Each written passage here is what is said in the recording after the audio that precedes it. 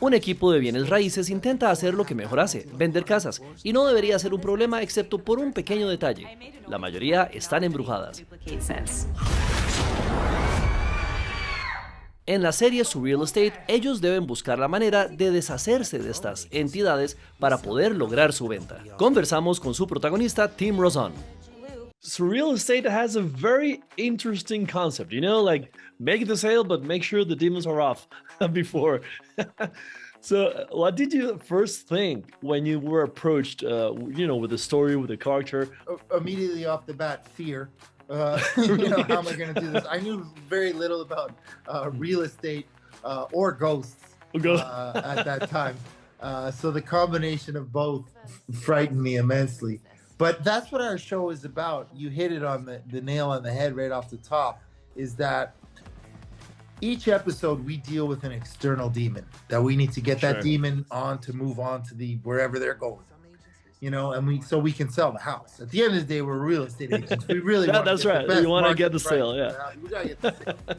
But what we're really dealing with throughout the seasons and the episodes is the internal demons that the people face, the characters face as a team. And I think George Olson, our creator, he found this very cool balance of kind of doing that we learn lessons from the demons that we're trying to get rid of externally to help ourselves internally. He's very clever. He's very clever, that George. Have you encountered with stuff like that, like in real life? I haven't experienced anything personally, but I am aware, having done some research now, that if a house isn't haunted, or even like someone says that maybe it's haunted, that will affect the market resale value of that property. That's a really? fact. You need to say that in a legal document that's been it has to be a part of it. So obviously it's like a real thing. Because of this show, I've met so many people that are fans, that are real estate agents, that talk to me about real estate now, and I've met so many people that have been affected by, let's say, ghosts or something we'll just say paranormal, paranormal, whatever you want to say.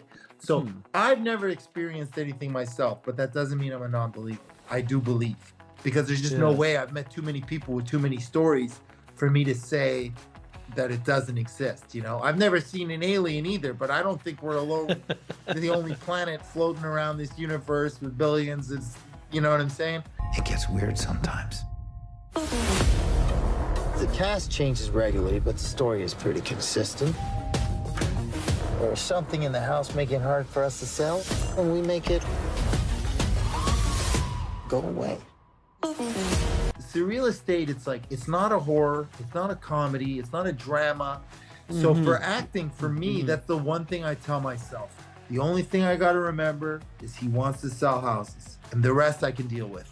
I can get sad, I can get angry, I can get happy. I just need to remember in my back pocket as an actor, at the end of the day, no matter what happens, he wants the sale. He loves being a salesman. I think that's why him and Susan are such good friends, because they both really just want the sale at the end of the day. So it's comedic, but it's dramatic. You just get to stretch so much as an actor. I love being on a show like Surreal Estate because it's the closest to being an actual person. We have highs, we have lows, we have days where I'm funny, where I'm going to think something's funny, and another day it's going to make me sad. Be careful. Legends become legends for a reason. A monster under the bed.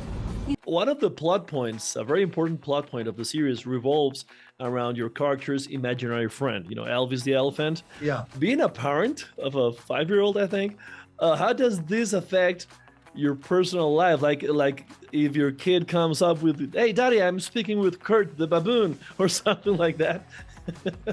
I mean, I already got to tell you, all these things happen. Really? Yeah. And you go like, really? Tell me more about it. Oh, well, first of all, my son's incredible. He's like my favorite guy. But my favorite thing about him is that last Halloween, we went out trick-or-treating and he got scared by a giant skeleton. Someone had a really big skeleton on their lawn, but it was a really good one.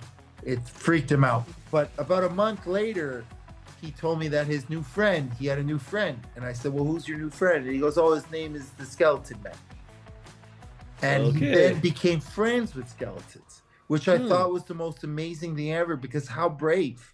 The thing that scared him, he said, "Okay, if this thing scares me, I'm going to make it my best friend. I'm going to end up liking it." Tim, thank you very much for your time. It's been a pleasure, man. Yeah, absolute pleasure. Thank you.